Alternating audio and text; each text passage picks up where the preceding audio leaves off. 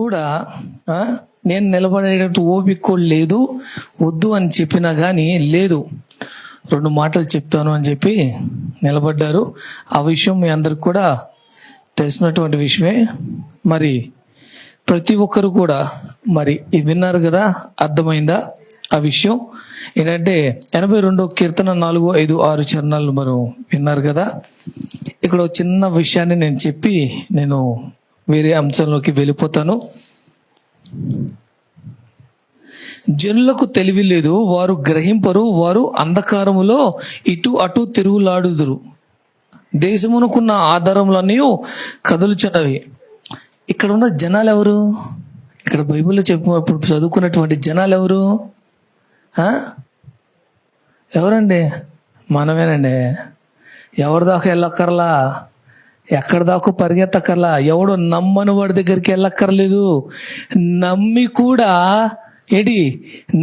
కూడా దేవుణ్ణి నమ్మి స్వీకరించి అంగీకరించి ప్రతిరోజు మరవకుండా పొద్దున్నే లేచినా ఖాళీగా ఉన్నప్పుడు కూడా జ్ఞాపకం చేసుకుని బైబిల్ తీసి చదివేసి ఖాళీ దొరికితే ఇంతగారు అమ్మగారు చెప్పారు కదా, ఖాళీ దొరికితే పేదరు పైకి లేచి ప్రార్థన చేసాడు పైకి వెళ్ళి అని చెప్పేసి, అలా ఖాళీ దొరికినప్పుడల్లా మోకాలు వేసి ప్రార్థన చేసి స్తుతి బుక్ తీసుకుని చదివేసి అంత చేసినా చదివిన వాక్య ప్రకారం బతకనటువంటి బ్రతుకులు ఉన్నాయి చూశారు. వాళ్ళే ఈ బతుకులు, వాళ్ళే ఇల్లు, వాళ్ళే జనాంగం. ఎంత చేస్తే ఏంటి? నువ్వు చదివే వాక్యం చదువుతున్నావు మటుకే. స్కూల్కి పిల్లోడు వెళ్తాడు, కాలేజీకి వెళ్తారు, సంవత్సరం మొత్తం వెళ్ళాడు, టీచర్ చెప్పింది బుర్రకెక్కపోతే ఆడికి ఏం వస్తుంది? ఏమొస్తాయి? గుండు సున్నాలే వస్తాయి. మనందరికీ తెలుసు. Topper of the batch, topper of the academy, medals వచ్చేస్తాయి మరి కదా. మరి వచ్చి కూర్చుని ఈనేసి వెళ్ళిపోయే వాళ్ళకి వదలకుండా, ఒక్క పేజీ వదలకుండా, ఒక్క అక్షరం వదలకుండా, పొల్లు ఒత్తుపోకుండా చదివేస్తున్నారు. అయినా కానీ బ్రతుకులో లేదు. బ్రతికేటటువంటి జీవితంలో ఈ వాక్యం లేదు. ఎటువంటి వాళ్ళు మరి వాళ్ళు? జ్ఞానం లేనోళ్ళ, జ్ఞానం ఉన్నోళ్ళ, చీకట్లో తిరిగేటోళ్ళ, తిరగని వాళ్ళ? మనమేనండి వాళ్ళు, మనమే. కొన్ని విషయాల్లో తెలిసి కూడా తప్పు జరుగుతూ ఉంటుంది. కొన్ని విషయాల్లో అనుభవం ఉన్నా కానీ తప్పుటడుగు వేస్తూ ఉంటాము. అప్పుడు ఏమవుతాము? ఎంత పెద్ద వాళ్ళైనప్పటికీ కూడా తప్పు జరుగుతూ ఉంటుంది ఒక్కొక్కసారి. మరి అజ్ఞానమే కాదా?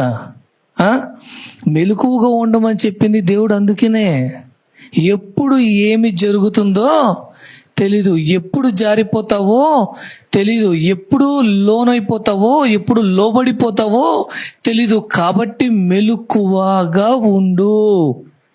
మెలకువగా ఉండమంటే పడుకోకుండా కూర్చోమని కాదు, పడుకోమంటున్నాడు, పడుకోకుండా కూర్చోమని కాదు. మెలకువ అనంటే వారి గురించి, సమస్యల గురించి ప్రార్థన చేసే నీవు అంత ప్రార్థన చేస్తున్నావు కదా, కాబట్టి నిన్ను పాడేయాలి. అంత మొర పెడుతున్నావు కదా, నిన్ను బలహీనుడుగా చేయాలి.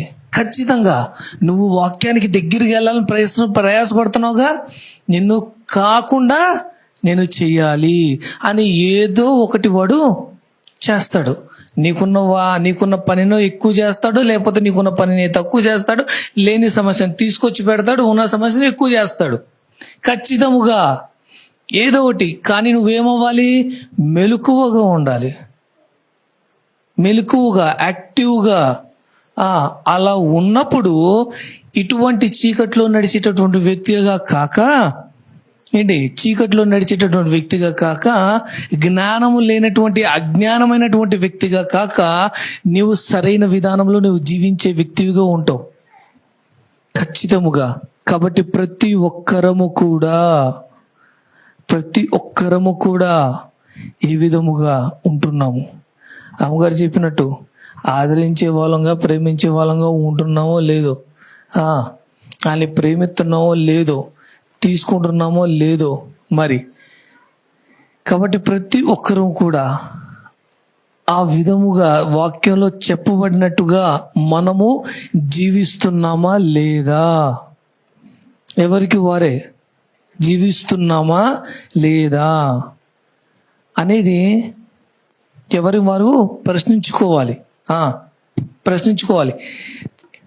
ఇక్కడున్న వాళ్ళందరిలో యవనస్తులు ఉన్నారు, మధ్య వయసు గల వారు ఉన్నారు, వృద్ధాప్యం మంది ఉన్నారు, వివాహం జరిగిన వారు ఉన్నారు, జరగని వారు ఉన్నారు, చిన్న బిడ్డలు ఉన్నారు కదా. వివాహం జరిగిన వాళ్ళని ఇలా చూపించి, అమ్మా నీకు వివాహం జరిగిందా అని అంటే దీర్ఘంగా ఆలోచిస్తారు వాళ్ళు. వివాహం జరిగిందా అని అంటే టక్కుమని ఏమంటారు, జరిగింది అని. వివాహం జరగలా, యవన వయసులో ఉన్నారు, చిన్నబిడ్డలు ఉన్నారు, పెళ్ళయిందా అని అడిగితే ఏమంటారు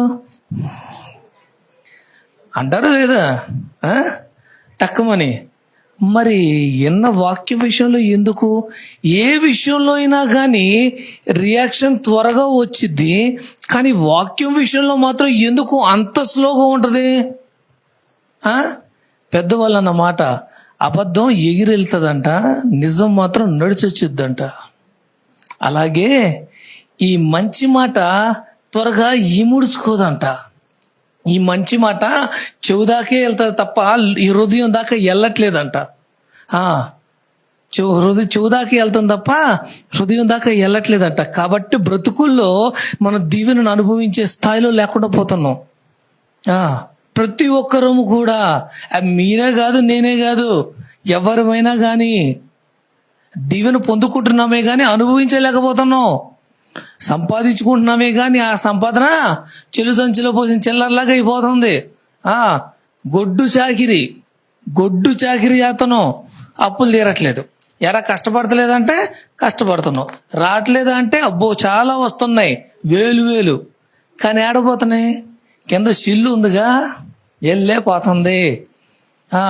నెలకి ₹1,00,000 శాలరీ అంట, తన ఆరోగ్యానికి 70,000 ఖర్చు అంట.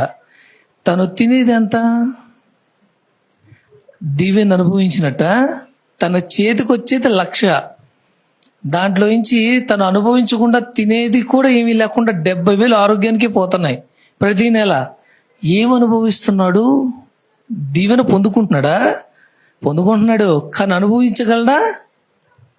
లేడు. మన జీవితం కూడా అంతే. నీ బ్రతుకు విధానం ఎలా ఉంది?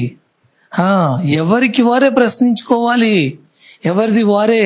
ప్రతి ఒక్క విషయములో చిన్నదైనా కానీ మీ అందరికి కూడా తెలుసు, 6 అడుగులు మనిషిని చిన్న ముళ్ళు ఏం చేసిద్ది?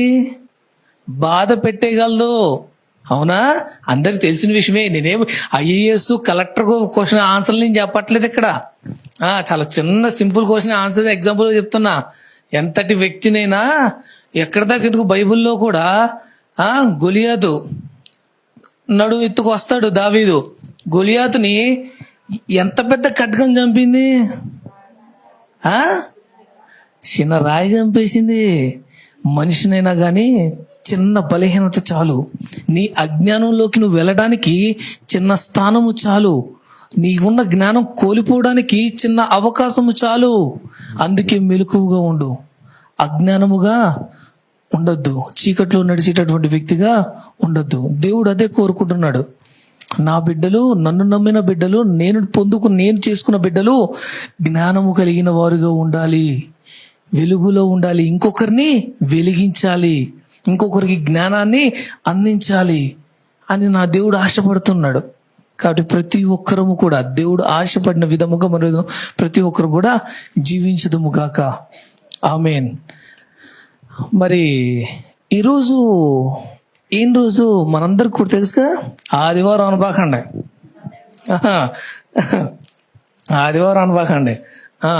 మంచిది. మరి తల్లులైనటువంటి వారందరికి కూడా మాతృ దినోత్సవ శుభాకాంక్షలు.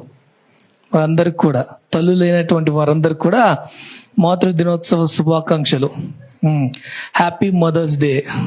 ఇంగ్లీష్లో అయితే సింపుల్ గా చెప్పేసినట్టు ఉంటుంది. హిందీలో నన్ను అడగబాకండి. మంచిది.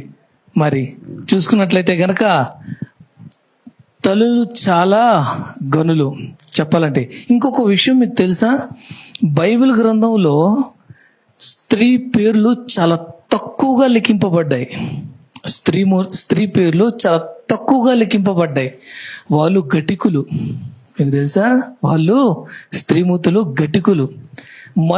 ఆ పురుషులు దేని చేత చేయబడ్డారు? మట్టితోనండి. నేనేమో పెద్ద పెద్ద క్వశ్చన్లు ఏమి అడగట్లా. ఏదో మీరేమి ఇంటర్వ్యూకి రాలేదు, నేను ఇంటర్వ్యూ చేయట్లేదు మిమ్మల్ని. దేవుడు పురుషుల్ని దేంతో చేశారు? మట్టితో చేశారు. కానీ స్త్రీలను గటికులు. అందుకే అన్నారు, మీరు మామూలు కాదండి. స్త్రీమూర్తులందరూ కూడా మామూలు కాదు. బొయ్కుతో చేయబడ్డారు కదా.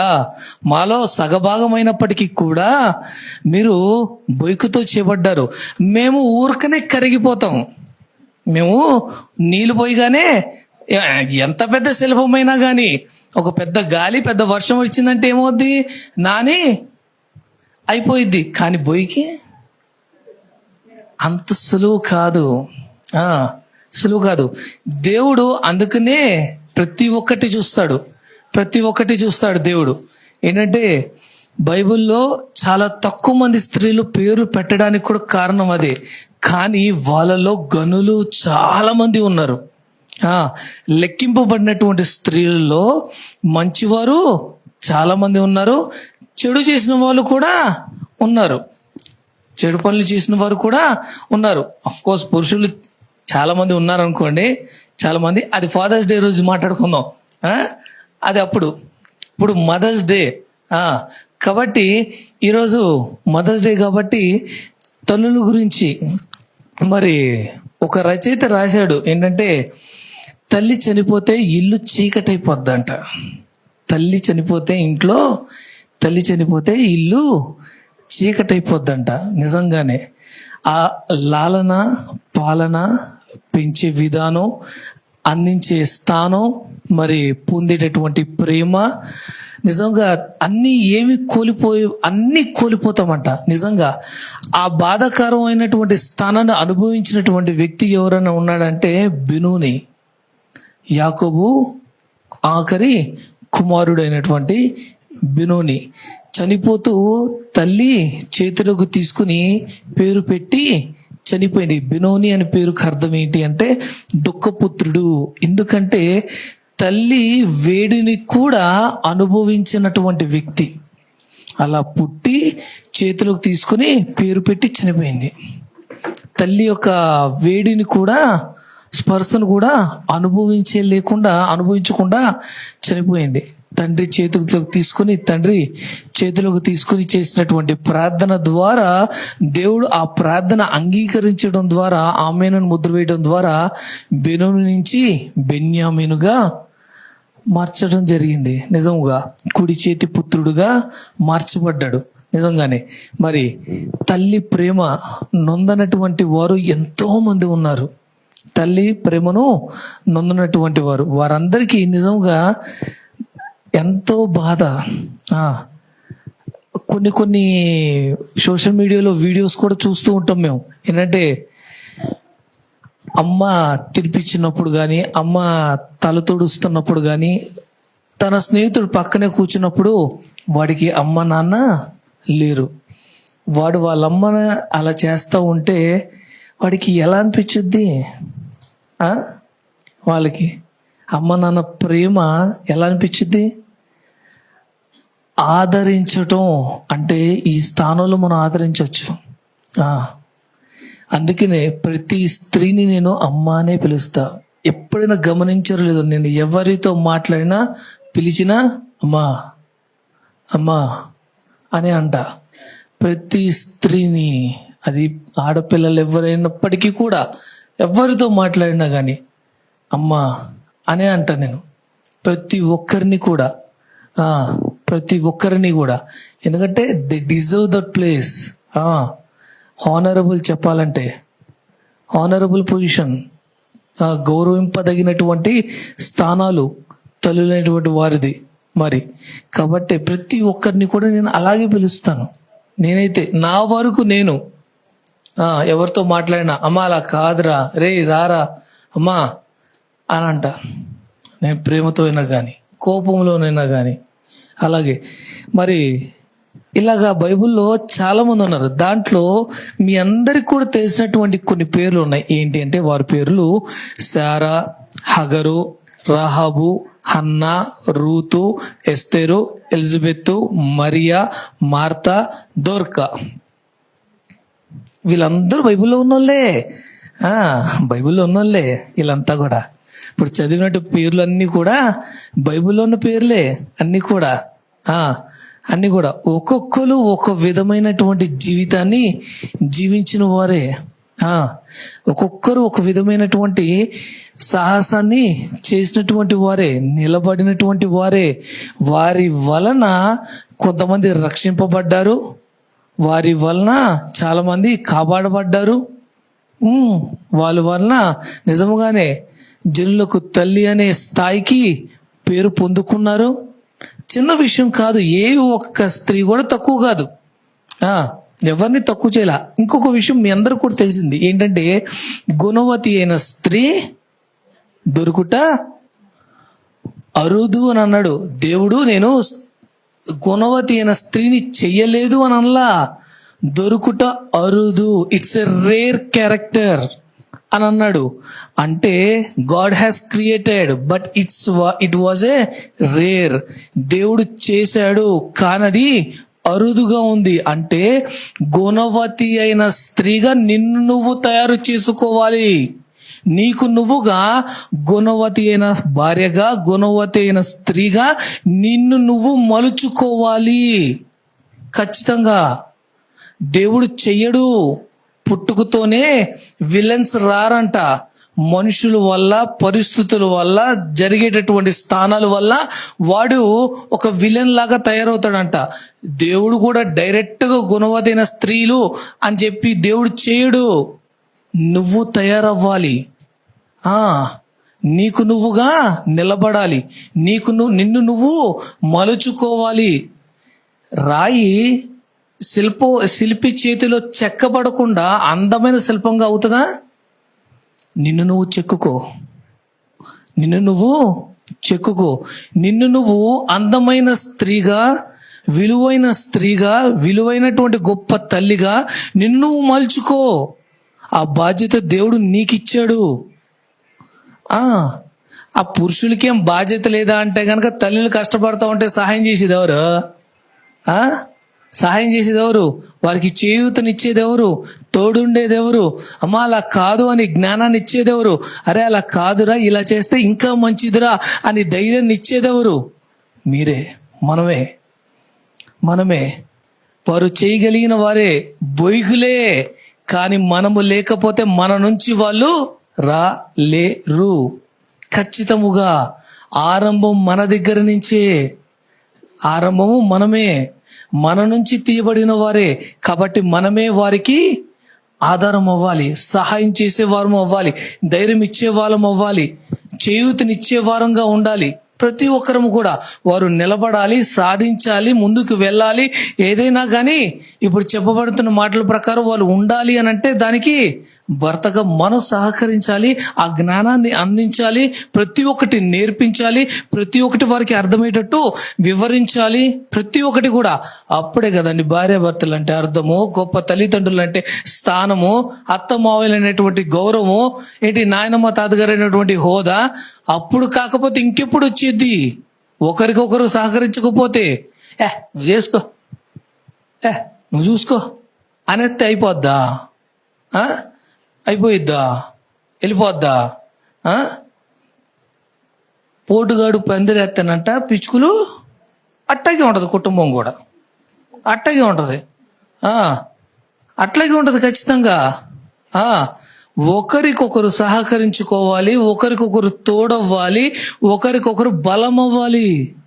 ఖచ్చితంగా ప్రతి విషయములో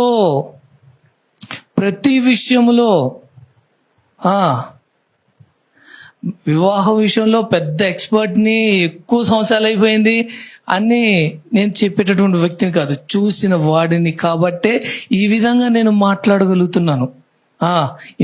ఎన్నో రకాల కుటుంబాన్ని చూసిన వాడిని కాబట్టే నేను మాట్లాడగలుగుతున్నాను. వదిలేసినటువంటి నేను ఇప్పటికీ మర్చిపోలేను ఏంటంటే, నా 10th క్లాస్ అయిపోయి నేను ఇంటర్కి వచ్చిన తర్వాత, మనం ఇంటర్ 3 సంవత్సరాలు చదివాలండి. మన టాలెంట్ కదా, మరి చాలా తెలివైన వాళ్ళం కదా, మనం 1 సంవత్సరం ఎక్కువ చదివేసాంలేండి ఇంటర్లో.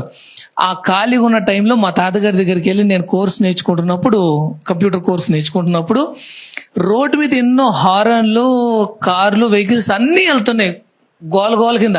కానీ అవేవి నాకు వినపడాలన్న చౌకి. 3 పిల్లలు అంత దూరంలో రోడ్డు మీద కొట్టుకుంటుంటే భార్య మొగుడిని కాలరుచ్చుకొని తిడుతున్న మాట నా చెవులు పడింది. ఎన్ని సంవత్సరాలు అయింది? డిగ్రీ అయిపోయి 10 సంవత్సరాలు, ఇంటర్ ఇంకొక 3 సంవత్సరాలు, దాదాపుగా 20 సంవత్సరాలు, 18, 19 సంవత్సరాలు అయింది. నాకు ఇప్పటికీ ఆ మాట గుర్తు. రోడ్డు మీద కుక్క బతుకుతుంది, నువ్వు బతుకుతున్నావు, దానికి నీకు తేడా ఏంటి? కుటుంబాన్ని చూసుకోవాలన్న బాధ్యత నీకు లేదా అని భార్య గల్ల పట్టుకుని రోడ్డు మీద భర్తను అడిగినటువంటి మాట. ఆమె తిట్టిందిలే, చాలా బాగా తిట్టేసిందిలేండి, మంచిగా డాట్ చాలా వచ్చినాయి. అవన్నీ కాదు కానీ అన్న మాట నా చెవును చేరింది. రోడ్డు మీద కుక్క బతుకుతుంది, నువ్వు బతుకుతున్నావు, కుటుంబాన్ని చూసుకోవాలన్న బాధ్యత నీకు లేదా అని కాలరుచ్చుకొని భార్య భర్తను అడిగింది. నిజంగా దాదాపుగా 18, 19 సంవత్సరాలైంది నా చెవును చేరిన మాట. ఇప్పటికీ మరవలేదు. నిలబడి చెప్తున్నా, నిజముగానే ఇద్దరు కలిసి నిలబడితేనే కుటుంబము, నిలబడితేనే బలము. స్త్రీ ఎంచబడింది ఘనముగా నిలబడినప్పుడే, స్త్రీ గనురాలుగా తీర్చబడింది తాను బ్రతికినప్పుడే. ఖచ్చితముగా నీవు నిలబడకపోతే అవ్వదక్కడ. నీవు లేకపోతే ఇల్లు చీకటి అవుతుంది అని అంటే, నువ్వే జ్ఞానవంతురాలుగా, నువ్వే బలవంతురాలుగా, నువ్వే నడిపించేటటువంటి వ్యక్తిగా ఉంటే గనక కుటుంబం బలంగా ఉండదా? కుటుంబంలో పిల్లలందరూ కూడా సరిగ్గా ఎదగరా, సరిగ్గా పెరగరా? నీ భర్తకు కావాల్సినవి నువ్వు చూసుకుంటూ, నీ బిడ్డలకు కావాల్సినవి నువ్వు చూసుకుంటూ ప్రతి ఒక్కటి చేస్తూ ఉంటే నీ ఇల్లు చీకటి ఎందుకు అవుతుంది? వెలుగుమయమవుతుంది, సువాసన భరితముగా అవుతుంది. నీ బిడ్డలు ఎదిగే దానిని బట్టి, బయటికి వెళ్ళిన తర్వాత బ్రతికేటటువంటి స్థానాన్ని బట్టి తల్లి పెంపకం ఎట్టిదో తెలుసుద్ది. ఆ సువాసన బయటకు తెలియపరచబడుతుంది, బయటికి వెళ్ళుద్ది. చిన్న విషయం కాదండి, ఒక రోజుతో అయిపోయేటటువంటిది కాదు, ఒక విషయంతో కాదు. ఎంతో భారంతో కూడింది, ఎంతో బరువుతో కూడింది, బాధ్యతతో కూడింది. తల్లులందరికీ తెలుసు కనేటప్పుడు ఎంత నొప్పిని అనుభవిస్తారు అని. దేవుడు ఆ భాగ్యాన్ని మీకు మాత్రమే ఇచ్చాడు. నిజంగా ధన్యులు మీరు. ఆ భాగ్యాన్ని మీకు మాత్రమే ఇచ్చారు. నిజంగా గొప్ప స్థానం అది. ఆ భాగ్యం దేవుడు మీకే ఇచ్చారు. ఎంతటి స్థానంలో ఎంత నొప్పిని మీరు అనుభవిస్తున్నారో. ఒక్క పాయింట్లో చెప్పాలి అంటే, ప్రాణాన్ని అలా వదిలి మళ్ళీ తిరిగి ప్రాణాన్ని తీసుకుంటారు. ఒక సెకండ్ ప్రాణం అలా వదిలి మళ్ళీ టక్కని తీసుకుంటారు. అంత పెయిన్ నిజంగా వర్ణాతీతం. అది వర్ణించలేము, మాటల్లో చెప్పలేము. అటువంటి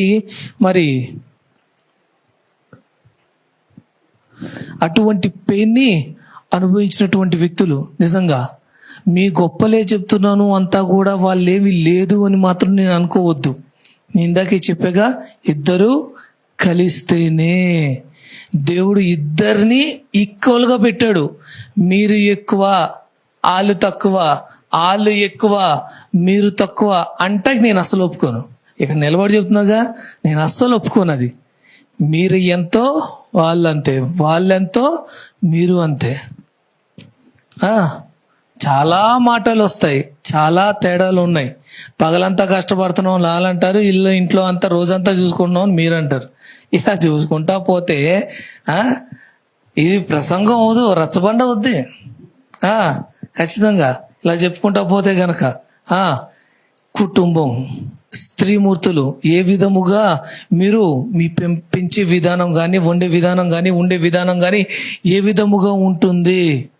ప్రతి ఒక్కరు కూడా శారా ఏ విధముగా జీవించింది, ఏ విధముగా దేవుణ్ణి ఆనుకుని ఉంది, అబ్రహాంతో ఏ విధముగా నడిచింది. ప్రతి ఒక్కరు కూడా విశ్వాసమునకు తండ్రి అని, విశ్వాసముకు తల్లి అని, జనులకు తల్లి అని పేరు పొందుకుంది శారా. మరి మనము శారాలా ఉంటున్నామా? అమ్మగారిని ఫాలో అవుతున్నారుగా. అందరు విశ్వాసులు 100%లో 98% వరకు కూడా, విశ్వాసుల్లో 98% వరకు కూడా అందరూ కూడా అమ్మగారిని ఫాలో అయ్యేటటువంటి వారందరిలో ఏది సెలెక్ట్ చేసుకుంటారో తెలుసా?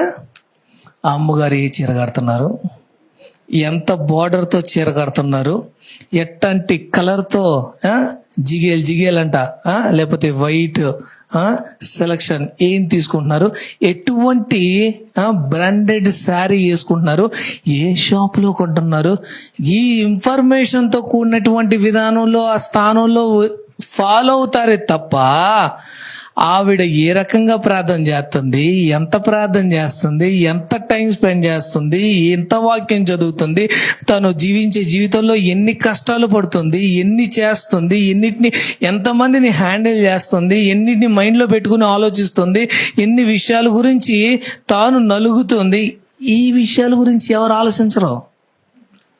అమ్మగారిని ఫాలో అయ్యే వాళ్ళు 98%.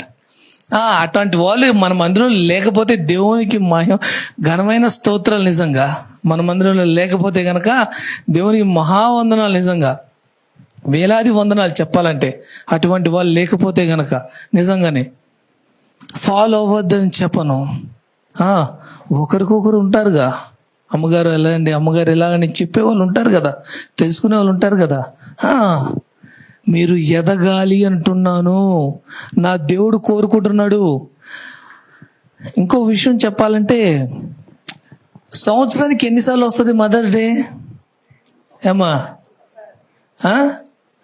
రాత్రి దేశభక్తి పెరిగిపోయినట్టుగా బిడ్డల్లో అందరిలో కూడా తల్లి మీద ప్రేమలు పొంగిపోతాయి. అసలు ఆడెప్పుడో దిగిన ఫోటో స్టేటస్ లో పెట్టేసి you are my world, the gift of a gold god అని చెప్పి యు ఆర్ ద గోల్డ్, అబ్బోబో లేని కొటేషన్లు, ఎక్కడెక్కడో కొటేషన్లు పెట్టేసి స్టేటస్ లో పెట్టేస్తారు. కొడక, ఈ రోజు పొద్దునే లేచిన తర్వాత ఏ కొడుకైనా ఏ కూతురైనా కానీ అమ్మ బాగున్నావా, ముద్ద తిన్నావా అని అడిగినోడు పుత్రుడు ఉన్నాడా? భాగ్యవంతురాలు ఉందా? సంవత్సరం మొత్తం మీద రాత్రి దేశభక్తి పెరిగిపోయినట్టుగా రాత్రి అమ్మ మీద డాడీ మీద ఫుల్ ప్రేమ పెరిగిపోద్ది. నేను తిట్టట్లా, మీ స్టేటస్లో పెడుతున్నారని అనట్లా, పెట్టుకోండి, షేర్ చేయండి, నేను కాదట్లా. ఇది ఒక్కరోజు చేసేది కాదు, చచ్చేదాకా చేయాలి. హానరబుల్, వాళ్ళు గౌరవింపదగినటువంటి వ్యక్తులు. వారు లేకపోతే నీకు జననమే లేదురా, నీకు పుట్టుకే లేదు.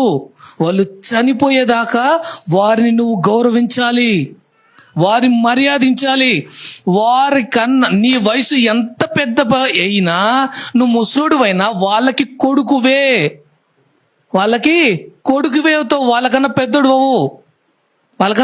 అవ్వవు. ఖచ్చితముగా అది జ్ఞాపకం ఉంచుకోవాలి. అది కుమారుడైనా కుమార్తె అయినప్పటికీ కూడా అట్టి పెంపకంలో పెంచవలసిన బాధ్యత కూడా తల్లులకు ఉంది. ఆ విధానాన్ని నేర్పించేటటువంటి బాధ్యత కూడా తల్లులకి ఉంది. ఖచ్చితముగా ఆ జ్ఞానాన్ని అందించాలి. నిజంగానే నిజంగా నేను స్టేటస్ లో పెట్టాను, mother's day, happy mother's day అని గ్రూప్ లో పెట్టా కదా. నేను చేసి పెట్టాను, మా రెస్పాన్సిబిలిటీ ఉంది కాబట్టి, బాగా చేసి పెట్టాలి కాబట్టి నేను పెట్టాను గ్రూప్ లో.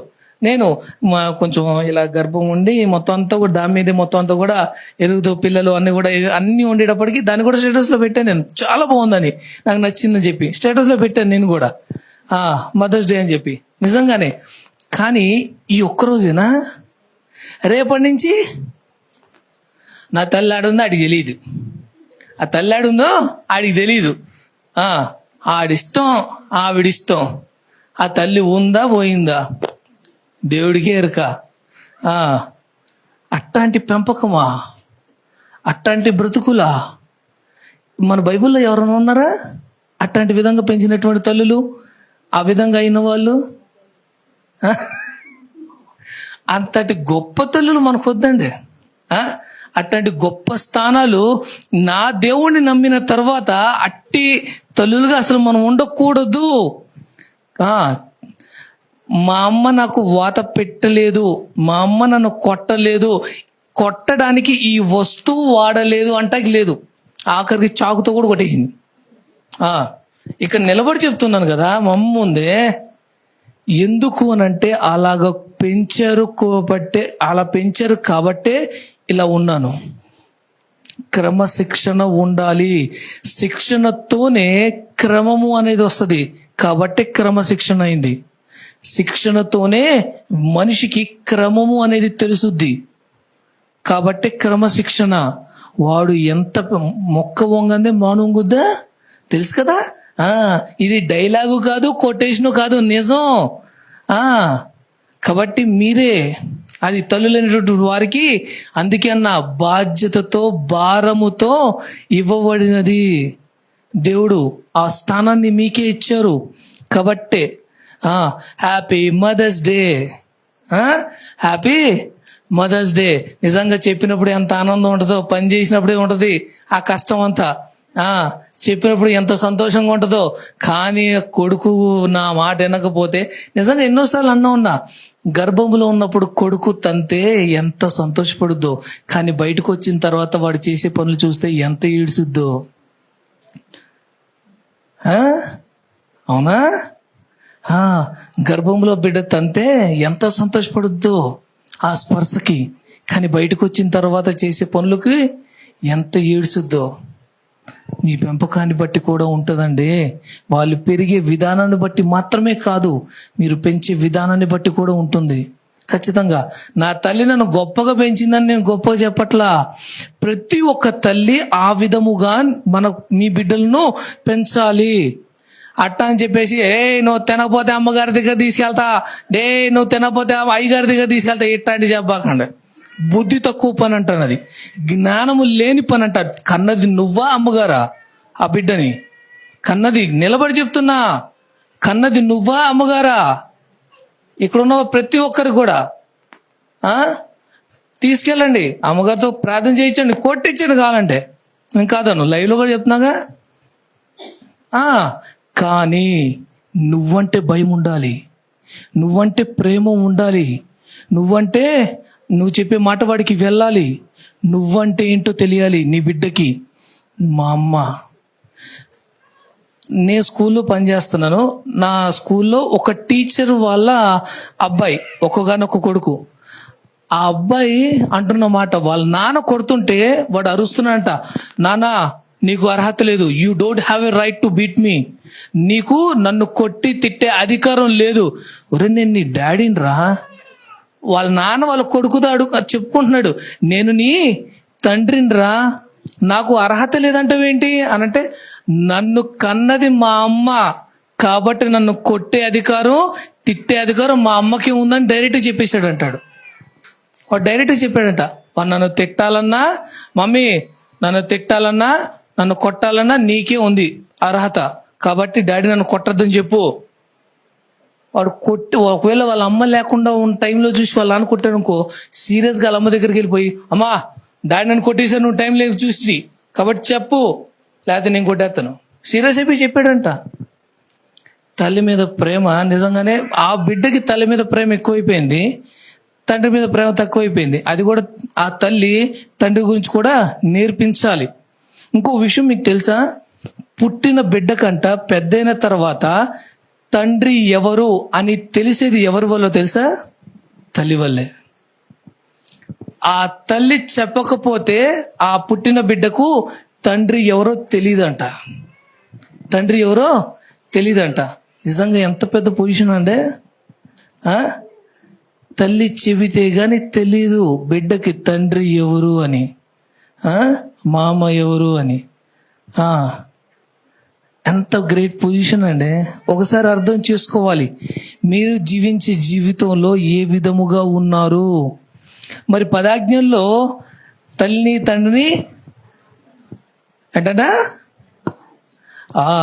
ఈరోజు అమ్మకి శాల్వా తెచ్చి, కేక్ తెచ్చి, స్వీట్ తెచ్చి, కప్పేసి, కోసేసి, నోట్లో స్వీట్ ముక్క పెట్టేసి అయిపోయింది, హ్యాపీ మదర్స్ డే అయిపోయింది.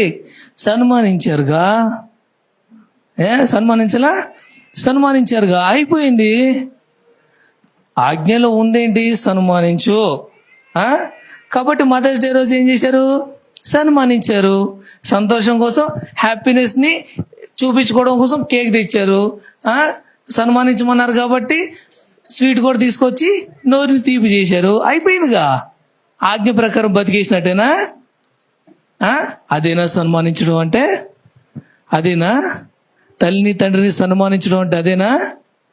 లేదే. ఇంట్లో తల్లిని చూసుకున్నటువంటి వాడు బయటికి వెళ్ళిన తర్వాత స్త్రీలతో ప్రవర్తించడం కూడా వచ్చుద్దా ఏండే? ఇంట్లో తల్లిని ప్రేమించలేని వాడు బయట స్త్రీతో ఎలా వ్యవహరించాలి, ఎలా ఉండాలి, ఎలా మాట్లాడాలి, ఎలా చేరాలి అనే విధానం తెలుసుద్దా? అబ్బాయికైనా కానీ అమ్మాయికైనా కానీ ఇంట్లో తల్లికి తెలీదు తల్లితో ఎలా ఉండాలి అని. తల్లి చెప్పదు, తల్లి నేర్పించదు. ఖచ్చితముగా కుమారుడికి నేర్పించాలి, కుమార్తెకు నేర్పించాలి, ఈ విషయాలు చెప్పాలి. మీకు ఆల్రెడీ చెప్పా, హన్న పాలు విడిచిన వెంటనే బిడ్డని సమూయేలు తీసుకొచ్చి మందిరంలో వదిలేసింది. కానీ సమూయేలుకి ఎలా తెలుసు ఇది మందసము, ఇది దీపవృక్షము అని చెప్పి? పాలు విడవక ముందే, తను చిన్నగా ఉన్నప్పుడే తల్లి నేర్పించింది బొమ్మలు చేసి, ఇది మందసమురా ఇలా ఉంటది, ఇది గంగాలం రా ఇలా ఉంటది, ఇది బలిపీఠం రా ఇలా ఉంటది అని సమూయేలుకి హన్న తల్లి చెప్పింది. ముందుగానే ప్రతి ఒక్కటి తెలియపరిచింది.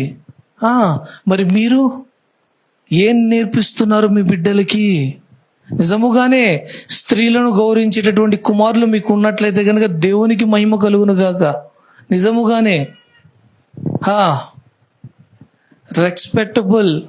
ఖచ్చితంగా నాకు భయం ఏంటంటే, బయట స్త్రీలను ఎవరినైనా ఏడిపిస్తే ఇంకొక చోట బయటికి మా అమ్మ చెల్లి ఎవరో ఒకరు ఏడిపిస్తారు. నేను బయటికి వెళ్ళినప్పుడు ఎవరైనా అమ్మాయిని నేను ఏడిపిస్తే వాళ్ళు బయటికి వెళ్ళినప్పుడు వేరే వాడు వీళ్ళని ఏడిపిస్తాడు అనే భయం నాకుంది. వాళ్ళు నాకు పెట్టారు, వాళ్ళ భయాన్ని నాకు పెట్టారు. మాట్లాడను అని నేను చెప్పట్లా, మాట్లాడతాను, అందరితోనూ మాట్లాడతాను, ఒక్కరిని కూడా వదలకుండా మాట్లాడతాను అందరితోనూ. కానీ భయం, బాధ పెట్టను, నా వల్ల కంట తడి పెట్టకూడదు. వాళ్ళు బయటికి వెళ్ళినప్పుడు వేరేవాడు ఎవరో ఒకరు బాధ పెడతాడు, ఆ భయం నాకుంది. ఆ భయాన్ని పెట్టారు వాళ్ళు. మరి ఏ విధంగా పెంచుతున్నారు మీ బిడ్డల్ని? చాలా మంది ఉన్నారు. రహాబు అయితే గనక చాలా మందిని రక్షించింది. మరి వెళ్ళి ఎరుకగోడ గురించి వెళ్ళి కనుక్కొని వచ్చేమన్నప్పుడు వెళ్ళి ఉన్నప్పుడు వాళ్ళు చంపడానికి ఎంట పడుతున్నప్పుడు కూడా వారిని దాచేసి వచ్చారు కదా, వాళ్ళు ఎక్కడ ఉన్నారు అని అడిగితే వాళ్ళు ఇటే వచ్చారు కానీ అట్నుంచి వెళ్ళిపోయారు అని చెప్పుద్ది. ఎందుకు? తన కుటుంబం వారి కూడా రక్షింపబడాలి. మీరు ఇది కూల్చేస్తారు, నీ దేవుడు ఇది కూలుస్తాడు అని నాకు తెలుసు, నేను నమ్మాను, నీ దేవుడిని నేను నమ్ముతున్నాను. కాబట్టి నా కుటుంబాన్ని నువ్వు జ్ఞాపకం ఉంచుకోండి. ఇది గుర్తు అంట. ఒక ఎర్రని క్లాత్ కూడా మళ్ళీ అక్కడ పెట్టేసింది, మళ్ళీ ఇది గుర్తుగా పెట్టుకో అని చెప్పి ఇచ్చేసి కూడా వెళ్ళారు. అలాగే దేవుడు చెప్పినట్టుగానే కోట కూల్చబడింది. అప్పుడు కూడా ఆ కుటుంబం మొత్తం కూడా రక్షింపబడింది. నిజముగానే మన వల్ల, స్త్రీల వల్ల, మీ వల్ల ఎంతమంది రక్షింపబడుతున్నారు? మీ బిడ్డలు నేర్పిస్తున్నారా? మీ బిడ్డలకి ఆ జ్ఞానాన్ని అందిస్తున్నారా?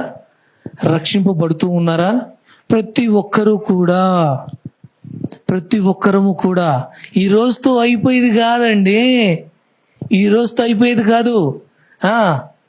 రోజుకొచ్చి ఇన్ని మాటలు అని ఉంటాయంట. దాంట్లో పురుషుల కన్నా స్త్రీలే ఎక్కువ మాట్లాడతారని చెప్పి సర్వే తేల్చింది. ఈ విషయం చదువుకునేటోళ్ళకి మన అందరికి కూడా తెలుసు ఆ విషయం. మరి అన్ని మాటలు మాట్లాడేటోళ్ళు కొన్ని మాటలు కొడుకుకి కూతురు చెప్పచ్చుగా, కొడుకులకి కూతురు చెప్పచ్చుగా. కొంచెం జ్ఞానాన్ని పొందుకుంటారుగా. 1కి 10 సార్లు చెప్పండి, లేకపోతే గట్టిగా కొట్టో లేకపోతే వాత పెట్టో చెప్పండి. కొడతాం వల్ల ఏం తప్పు లేదు. వాడు మళ్ళీ మీ దగ్గరికే వస్తాడాడు, నీ కొడుకు కాబట్టి. కొట్టండి, నేర్పించండి, పెంచండి. కన్నాను గాని రాత్రి మేము రాసామా అటట, కంఠం కన్నాము గాని రాత్రి మేము రాసామా. ఇట్లాంటి డైలాగులు వస్తాయి అన్నీ కూడా ఉపయోగం లేనివి, అర్థం లేనివి. కాబట్టి ప్రతి ఒక్కరూ కూడా నీవు గనురాలివిగా ఎంచబడాలి, గొప్ప తల్లివిగా నీవు ఎంచబడాలి అని అంటే నీ బిడ్డల వలననే. నీ బిడ్డలు సరైన విధానములో ఉంటేనే నీవు గొప్ప తల్లివిగా ఎంచబడతావు. ఖచ్చితంగా ఖచ్చితంగా. ఆ బుడ్డోడు ఉన్నాడు, అది చూడడానికి ఎంత క్యూట్గా ఎంత ముద్దుగా ఉంటారో. వాళ్ళ మమ్మీ డాడీ ఎవరికి పరిచయం లేరు. వేరే వాళ్ళు ఎవరో పిల్లలు ఎత్తుకున్నారు. కొత్తగా వచ్చిన వాళ్ళు టక్కుమని తీసుకుని చాలా ముద్దాడుతూ ఉంటే ఏమని అడుగుతారు? ఎవరు పిల్లోడు చూడ్డానికి ఇంత బాగున్నాడు అని చెప్పేసి, చూడటానికి ఇంత బాగున్నాడంటే వాళ్ళ అమ్మ నాన్న అడుగుతారా? అలాగే చిన్నపిల్లలు పరిచర్య చేస్తూ ఉంటే, పని చేస్తూ ఉంటే, చిన్న వయసులోనే వాళ్ళు పరిచర్య చేస్తున్నారు. ఎవరి పిల్లలు? మంచిగా మాట్లాడుతున్నారు, మంచిగా వ్యవహరిస్తున్నారంటే ఎవరి పిల్లలు? మంచిగా ఉంటున్నారు, మంచిగా నడుస్తున్నారు అని అంటే ఎవరి పిల్లలు? ఏ తప్పు చేయకోకుండా, ఏ తప్పు జరగకుండా చూసుకుంటున్నారంటే ఎవరి పిల్లలు? అడగరా? ప్రతి విషయములో అడుగుతారు. తల్లిదండ్రుల్ని ప్రతి విషయంలో అడుగుతారు. ఒక తప్పు జరిగితే గనక, యారా మీ అమ్మ నాన్న ఇదే నేర్పించారా అంటారా? అనరా? చేసింది ఆడైతే అనేది ఎవరిని? వాళ్ళమ్మ నాన్నలే. తల్లులైనటువంటి వారందరూ కూడా జ్ఞానము కలిగి ఉండాలి. ఇల్లును చక్క పెట్టుకునేటటువంటి గుణవతి అయిన స్త్రీగా ఉండాలి. సామెతల్లో మొత్తం కూడా తల్లి కుమారుడికి చెప్పేటటువంటి మాటలు ఎన్ని ఉంటాయో సామెతల్లో అయితే గనక తల్లి చెప్పే మాటలన్నీ కూడా కొన్ని అధ్యాయాలే ఉంటాయి. రోజుకు ఒక అధ్యాయం చదువుకునేటటువంటిగా 30 అధ్యాయాలు ఉన్నాయి సామెతల్లో. దాంట్లో దాదాపుగా ఎక్కువగా, మరి చాలా ఎక్కువగా ఉన్నాయి. ఆ లాస్ట్ నుంచి వస్తే గనక తల్లి కుమారుడు చెప్తున్నాడుగా, తల్లి కుమారుడు చెప్పేటటువంటి అధ్యాయాలు మొత్తం కూడా సామెతల్లో ఉంటాయి. కుమారుడా అంట తల్లి చెప్తున్నాడుగా, చాలా ఉన్నాయి. మరి నిజంగానే మీరు ఏ విధముగా చెబుతూ ఉన్నారు? మిమ్మల్ని ఎవరిని తక్కువ చేయట్లా, ఎవరిని తక్కువ కాదు. ఇక్కడ ఎవరు తక్కువ కాదు. ఇప్పుడు దాకా చేయలేకపోయారేమో, ఇప్పుడు దాకా బ్రతకలేకపోయారేమో, ఇప్పుడు దాకా ఆ విధంగా నడవలేకపోయారేమో. ఇక నుంచి మొదలెట్టండి. ఇప్పుడు నుంచి స్టార్ట్ చేయండి ఆ చాప్టర్. ఇప్పుడు నుంచి మొదలెట్టండి. కొంచెం కష్టం అవుద్ది, నిలబడు. కొంచెం కష్టం ఉంటుంది, కష్టపడు. కొంచెం ఇబ్బందిగా ఉంటుంది, తట్టుకో. అరే నీ బిడ్డ కోసం నువ్వు చేస్తున్నావు, నీ బిడ్డ కోసం, నీ కుటుంబం కోసం, గౌరవం కోసం, మర్యాద కోసం నువ్వు చేస్తున్నావు. కొంచెం భరించు. ఖచ్చితంగా ఆ దీవెన, ఆ మార్పును నువ్వు చూస్తావు, మనం చూస్తాం. ఖచ్చితముగా అది కుటుంబానికి ఎంతో ఆశీర్వాదకరము, కుటుంబానికి ఎంతో ఆశీర్వాదకరం. కాబట్టి ప్రతి ఒక్కరము కూడా మీరు చేయాలనుకున్న పని చేస్తున్నప్పుడు, కుమారుడి విషయంలోనో కుమార్తె విషయంలో చేస్తున్నప్పుడు ఒక చిన్న ఇన్ఫర్మేషన్ వారికి కూడా పాస్ చేయాలి. నేను ఇలా చేయాలనుకుంటున్నాను, మీరు సైలెంట్గా ఉండండి. వాడిని, అమ్మాయిని ఇలా చేయాలి, వాళ్ళు అప్పుడే నేర్చుకుంటారు, తెలుసుకుంటారు అని స్త్రీ చేసేటప్పుడు వాళ్ళు చేసేటప్పుడు వీళ్ళకి ఇన్ఫర్మేషన్ ఇస్తే కనుక కలిసి చేస్తే బలంగా ఉంటుంది. కాబట్టి ప్రతి ఒక్కరము కూడా స్త్రీలైనటువంటి వారందరూ కూడా బైబిల్లో లెక్కింపబడినట్టుగా మనము కూడా ఆ పరిశుద్ధ గ్రంథంలో లెక్కింపబడతామా? ఈ పరిశుద్ధ గ్రంథంలో స్త్రీలు లిఖింపబడ్డారు గొప్ప స్త్రీగా. పరిశుద్ధ గ్రంథంలో పైన పరలోకంలో ఆ గ్రంథంలో మనం పేరు ఉంటుందా? పైకి వెళ్ళిన తర్వాతగా గొప్ప తల్లిగా మనం ఎంచబడతామా? భర్తను బాగా చూసుకోలేదంటే నువ్వు గొప్ప భార్య కాదు. పిల్లల్ని పెంచలేదంటే గొప్ప తల్లివి కాదు. అల్లుడిని సరిగ్గా చూడలేదంటే గొప్ప అత్తగారివి కాదు. మనవడిని మనవరాలు చూసుకోలేదంటే గొప్ప నాయనమ్మ అమ్మవి కాదు. ఎందుకున్నా ఇంకా ఏం చేసావు? లెవెల్స్ అన్ని దాటుకుంటూ వచ్చేసావు, నాయనమ్మ అమ్మమ్మ దాకా వచ్చేసావు. ఏం చేసావు? ఏమైనా సాధించావా? ఎక్కడ పొజిషన్ అయినా కానీ కరెక్ట్గా టాలీ చేసుకున్నావా? కరెక్ట్గా ఇలా జీవించాలి, ఉండాలి అనేటటువంటి విధంగా ఎప్పుడైనా ఉన్నారా? అదే అంటున్నా, ప్రతి ఒక్కరూ కూడా ఈ పొజిషన్స్ అన్ని మారాల్సిన వాళ్ళే. స్త్రీలు అమ్మ నాయనమ్మ దాకా వెళ్ళారంటే పురుషులు కూడా తాతగారు దాకా వెళ్తారు కదా. అందరూ కూడా ప్రతి ఒక్క దగ్గర కూడా కరెక్ట్గా వ్యవహరిస్తూ మనం వెళ్ళే వారముగా ఉండాలి. ప్రతి ఒక్కరము కూడా ఏ ఒక్క స్థానంలో మనం పరిస్థితి తప్పుటడుగులు వేసినా ఆ స్థానంలో తప్పుతాం, ఖచ్చితంగా చెడ్డ పేరు మనకి వచ్చుద్ది. కాబట్టి ప్రతి ఒక్కరము కూడా నా లైఫ్లో ది బెస్ట్ ఎగ్జాంపుల్స్ మా తాతగారు, మా నాయనమ్మ. నిజంగానే తాతగారు, నాయనమ్మ, అమ్మమ్మ, తాతగారు నాకు ఒక భార్య భర్తలు ఈ విధంగా ఉండాలి. ది బెస్ట్ ఎగ్జాంపుల్ నాకు చెప్పాలంటే, 2 pairs with 1 heart. 2 శరీరాలు ఒకటే గుండె అనటానికి రుజువుగా, నిజముగా ది కాంట్ లివ్ చెప్పాలంటే ఒకళ్ళు వదిలి ఒకళ్ళు ఉండలేరు. నిజంగా అది ఎంత ఆనందమో నిజంగా చూడటానికి కూడా. మనము దేవుని వాక్యాన్ని వినేటానికి మాత్రమే కాదు, విన్న మాట ప్రకారం బ్రతికేటటువంటి ప్రాణాలుగా ఉండాలి. కాబట్టి ప్రతి ఒక్కరూ కూడా వినిన వాక్యాన్ని బట్టి నీ జీవితాన్ని నువ్వు సరి చేసుకుని గుణవతి అయిన స్త్రీగా, ఇల్లును కట్టుకునేటటువంటి వ్యక్తిగా, పిల్లల్ని పెంచేటటువంటి స్త్రీగా, భర్తని మార్గంలో పెట్టే స్త్రీగా నీవు ఉంటే గనక దేవుడు నిన్ను బట్టి సంతోషించేవాడే ఉంటాడు. కొంచెం కష్టపడు ఖచ్చితంగా. కాబట్టి ప్రతి ఒక్కరము కూడా వాక్యాన్ని బట్టి ప్రతి ఒక్కరం కూడా జీవిద్దాం. అదేవిధంగా ఆగర్లో దోర్కా అనేటటువంటి స్త్రీ వల్ల చాలా మంది కూడా రక్షింపబడ్డారు. దోర్కా దేవుడు నమ్ముకున్నటువంటి స్త్రీయే, కానీ కొంచెం యుప్పే అనేటటువంటి గ్రామంలో తను ఉండేది. తను ఉన్నప్పుడు రక్షింపబడింది. కొంత గొప్ప పరిచర్య చేస్తూ తను ఉంటూ ఉన్నప్పుడు తను చనిపోవడం జరిగింది. చనిపోయిన తర్వాత సమాధి చేస్తారు కదా, సమాధి చేసి తీసుకెళ్లి సమాధిలో పెట్టిన తర్వాత దగ్గరలో పేతురు ఉన్నప్పుడు పేతురు వెళ్ళి మోకాలు వేసి ప్రార్థన చేసినప్పుడు ఆ చనిపోయినటువంటి దోర్కా తిరిగి లేపబడింది, మళ్ళీ బ్రతకటం జరుగుతుంది. బ్రతకటం వలన నిజముగా యేసుక్రీస్తు నిజమైన దేవుడు అని చెప్పి తెలుసుకోవడం జరిగింది. దోర్కా వల్ల కొంతమంది అక్కడ రక్షింపబడ్డారు. అపోస్తలుల కార్యాలలో ఉంటుంది ఆ రెఫరెన్స్ అంతా కూడా. మరి ఇప్పుడు మీరు తీసి చదివేసి మొత్తం కష్టపడకండి, ఆ విషయం అక్కడ ఉంటుంది. కాబట్టి ప్రతి ఒక్కరము కూడా ఒకరిని బ్రతికించేవారుగా, ఒకరిని కాపాడేవారుగా మనం ఉండాలి. మరి ఇంకా మీ అందరు గుర్తుందో లేదో, ఫ్రీడమ్ ఫైటర్లో కూడా కొంతమంది స్త్రీలు ఉన్నారు తెలుసా, స్వతంత్రం కోసం. రుద్రమాదేవి అందరికి కూడా బాగా తెలుసు. పసిపిల్లోడిని భుజం మీద గుడిలో పెట్టి కట్టేసి మరి యుద్ధం చేసిన వీరవనిత స్త్రీ.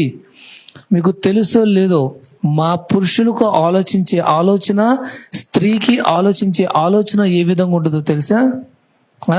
పెద్దోళ్ళు అంటారు, ఆడు ఆవులెత్తే పేగులు లెక్కెడతారు చూసా, ఆ టైప్ మీరు. మేము ఆవులెత్తే పొల్లు కూడా లెక్కెట్టాం. నిజం. అయ్యో మీరు నవ్వుతున్నారేమో, నిజం అండి. మీకు నేను కామెడీ చెప్పట్లా, నిజం. ఒక మనిషి రోడ్డు క్రాస్ చేస్తున్నారు, మన ఇంటి ముందు వెళ్తున్నారు అని అంటే కనుక తెలిసిన వాడినా తెలియని వాడినా కానీ వెళ్తున్నారంటే ఆడ వెళ్తున్నాడు, అక్కడికి వెళ్తున్నాడు, దీనికి వెళ్తున్నాడు అనంత వరకు మాత్రం మేము ఆలోచిస్తాం. కానీ స్త్రీమూర్తులు ఆడ వెళ్తున్నాడు, దీన్ని కలవడానికి వెళ్తున్నాడు, ఎందుకు వెళ్తున్నాడు, ఇప్పుడు వెళ్ళాడు, వాడు ఏ టైంకి వస్తాడు, ఎవరిని కలిశాడు, ఎందుకు కలిశాడు, ఎక్కడ కలిసాడు, ఎట్ట కలిశాడు, ఎందుకు కలిశాడు, అబ్బో వాళ్ళ తాతల దాకా వెళ్తారు.